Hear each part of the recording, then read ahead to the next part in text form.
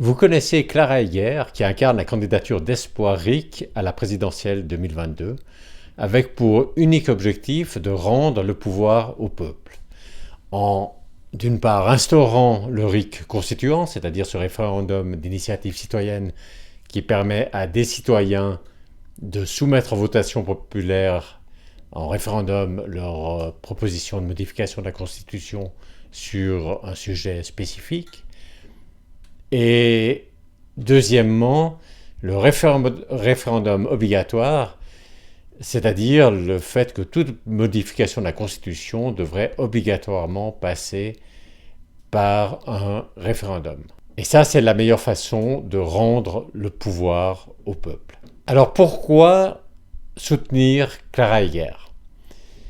La première raison qui peut venir à l'esprit, c'est que puisqu'elle est candidate à l'élection présidentielle, il s'agit de la soutenir pour qu'elle puisse devenir présidente en 2022.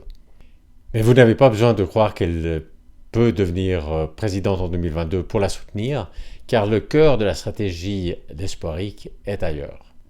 Déjà, si elle peut participer au débat du premier tour de l'élection présidentielle, ce serait un grand succès. Parce que, premièrement, elle pourrait défendre l'idée qu'il faut rendre le pouvoir au peuple, donc défendre une véritable démocratie où le peuple ne perdrait plus tout pouvoir entre deux élections. Et elle pourrait, durant ces débats, quand on essaye de mettre sous le tapis cette question de la démocratie, eh bien, utiliser son temps de parole pour la démocratie. Et puis, plus spécifiquement, elle pourrait défendre le RIC, et plus particulièrement le RIC constituant. Et enfin, elle pourrait aussi désenfumer ceux qui enfument en faisant croire qu'ils défendent de façon crédible un véritable RIC constituant, alors que ce n'est pas le cas. Et si certains autres candidats défendent effectivement de façon crédible un véritable RIC constituant, alors elle pourra les soutenir. Et l'idée, c'est de former un ensemble de citoyens suffisamment grand qui seraient décidés à ne pas voter pour un candidat qui ne s'engage pas de façon crédible pour un véritable RIC constituant. Et si cet ensemble de citoyens est suffisamment grand, eh bien, ça peut inciter les autres candidats à s'engager de façon crédible pour un véritable RIC constituant. Et cet ensemble, il n'a pas besoin d'être suffisamment grand pour que Clara Heger parvienne à la présidence. Il suffit qu'il soit suffisamment grand pour faire la différence entre différents candidats en compétition pour entrer au deuxième tour, et puis ensuite les deux candidats du deuxième tour pour gagner la présidentielle. Alors j'aimerais répondre à deux objections. La première, c'est que être candidat à la présidentielle quand on a un seul thème, finalement, la démocratie, ça ne convient pas d'avoir un seul thème. Et là, ce que je répondrais, c'est que oubliez pour l'instant l'idée que Clara gagne la présidentielle. Pensez plutôt à sa participation au débat du premier tour. Et là, c'est important qu'il y ait quelqu'un qui défende la démocratie et qui défende que la démocratie. Parce que si quelqu'un défend la démocratie, c'est bien, mais si en plus il a beaucoup d'autres thèmes, il va utiliser son temps de parole aussi pour les autres thèmes.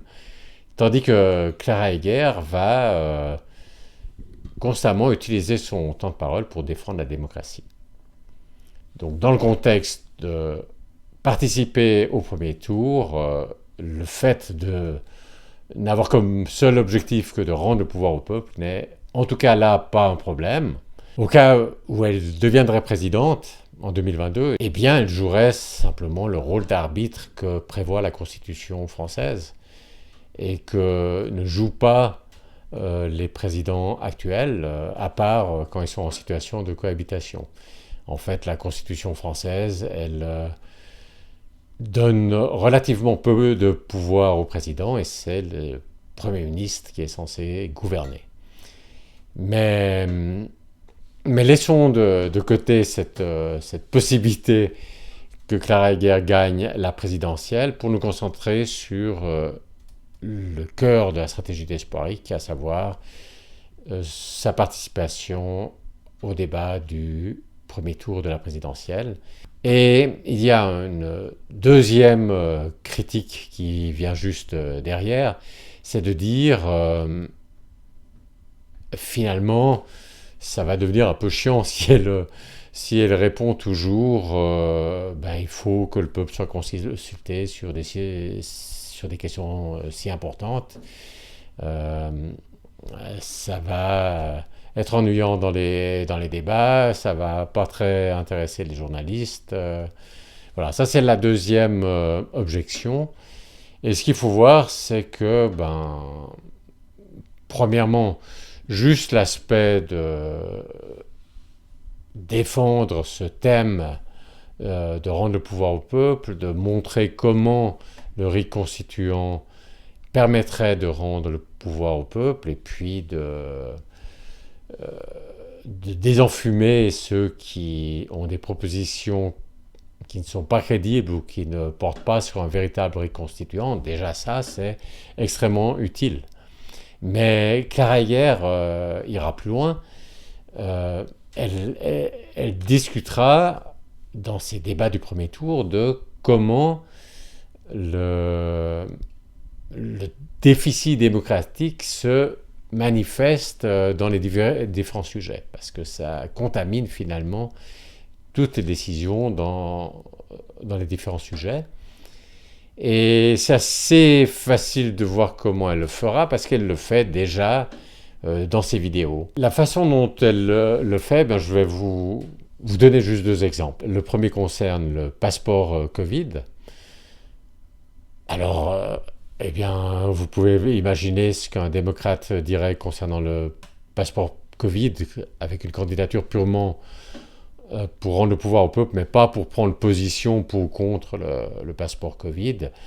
Il va dire que cette question de faire un passeport Covid, d'avoir l'État qui décide finalement qui peut entrer dans des restaurants, par exemple, c'est pas anodin et c'est une décision importante en soi, et puis qui ouvre la porte, qui pourrait être un précédent pour d'autres décisions aussi qui s'immiscent très fortement dans la vie des gens.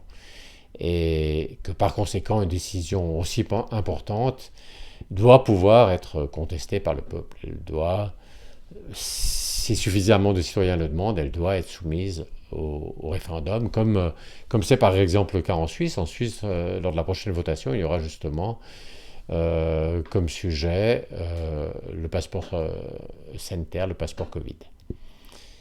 Et voilà, donc ça c'est la réponse naturelle à laquelle on peut s'attendre. Mais Clara va plus loin et je vous laisse écouter ici une partie d'une de ses vidéos où elle va justement plus loin. En démocratie, les citoyens ont le pouvoir de limiter l'action de leur gouvernement en temps de crise. Le gouvernement craint donc en tout temps la censure populaire. Dès lors, les politiques de gestion de crise menées sont bien différentes. Elles sont plus transparentes, puisqu'il faut informer et indiquer aux citoyens sur quelle base les décisions ont été prises pour le convaincre que la stratégie choisie est la bonne. Elles sont plus proportionnées, puisqu'il faut aussi démontrer que les restrictions mises en place sont strictement nécessaires, sinon les citoyens peuvent s'y opposer. Et elles sont plus respectueuses des diversités d'opinions et de points de vue, puisqu'un citoyen qui verrait ses opinions méprisées pourrait s'opposer à l'action gouvernementale en la censurant. Voilà, et un deuxième exemple concerne l'Union européenne. Alors là, de nouveau, vous pouvez imaginer quelle serait la réponse d'une candidature X. Ça serait de dire la France continue d'adhérer ou pas à l'Union européenne, c'est une question extrêmement importante. Et c'est au peuple de décider ce genre de choses. Et que par conséquent, les citoyens devraient pouvoir initier un référendum au niveau constitutionnel pour le Frexit, pour dire la France sort de l'Union européenne. Et ensuite, il y a un référendum, et puis c'est le peuple qui décide. Et par rapport à ceux qui disent, oui, en 2005, il y a eu un référendum, et puis ce référendum n'a pas été pris en compte, eh bien, il faut savoir comment la décision du peuple en 2005 a été détournée. Elle a pu être détournée simplement parce que le gouvernement pouvait simplement passer par le Parlement pour modifier la Constitution française. Et s'il n'avait pas pu le faire sans consulter le peuple, eh bien, il n'aurait pas pu contourner cette décision de 2005. Donc ce référendum obligatoire qui vient un peu en complément du référendum d'initiative citoyenne constituant, eh bien ce référendum obligatoire, il est très important. Donc ça, c'est ce qu'on répondrait naturellement sur la question de l'Union européenne. Mais je vous laisse écouter Clara Heger qui va plus loin, qui apporte un élément très très peu connu. Il est vrai de dire que le droit européen prime sur le droit français. Mais attention, il prime sur un type très particulier de droit français, c'est les lois ordinaires, c'est-à-dire toutes les lois qui ne sont pas des lois constitutionnelles. Même au sein de l'Union européenne, le texte de loi le plus important, celui qui est au sommet de la pyramide, que vous avez dû voir plusieurs fois circuler, c'est la Constitution française. C'est notre Constitution. En d'autres mots, notre Constitution est une protection vis-à-vis de l'Union européenne si nous avons vraiment la main dessus et le contrôle dessus. Le droit ordinaire, les lois ordinaires françaises, donc le droit du travail, tout ce qui n'est pas sacralisé, protégé dans la Constitution, oui, est soumis à la primauté du droit européen. Donc, que faire? Eh bien, il faut protéger ce que nous voulons protéger, les normes, les principes, les éléments auxquels on veut vraiment donner une protection constitutionnelle. Je ne sais pas, je parlais de l'exemple du soutien de nos agriculteurs. Je parlais également, on pourrait parler de la souveraineté monétaire, on pourrait parler de notre droit du travail, on pourrait parler aussi de la protection environnementale, c'est-à-dire de l'idée d'avoir des modèles de production soucieux de leurs coûts écologiques. Tout cela peut être protégé au sein de la Constitution en introduisant dans la Constitution des éléments qui sont des éléments qu'on souhaite soustraire à la primauté du droit européen. Donc vous voyez que Clara Heger va au-delà de simplement dire il faut laisser décider le peuple, elle discute ces problématiques, elle montre comment le manque de démocratie pervertit les prises de décision dans ces domaines, et puis elle donne des éléments nouveaux qui sont très, très peu connus. Donc c'est en fait très très intéressant de l'écouter, et puis aussi quand elle sera au premier tour, dans les débats du premier tour, ce sera aussi très intéressant de l'écouter. Donc voilà, j'espère que je vous ai bien expliqué pourquoi il faut soutenir Clara Heger. Et la question maintenant, c'est comment est-ce que vous pouvez soutenir Clara Heger? Alors il y a plusieurs façons. Une première façon, c'est de simplement diffuser les vidéos de Clara Heger, ce qui se dit par rapport à la candidature espoirique, diffuser. Et ça, vous pouvez le faire juste simplement spontanément, comme ça. Et puis, sinon, je vous donne un lien qui donne des informations qui peuvent être utiles pour mieux diffuser l'information. Et ce qui est important, c'est que même si ça vous paraît petit, même si ça vous paraît insignifiant, c'est pas insignifiant.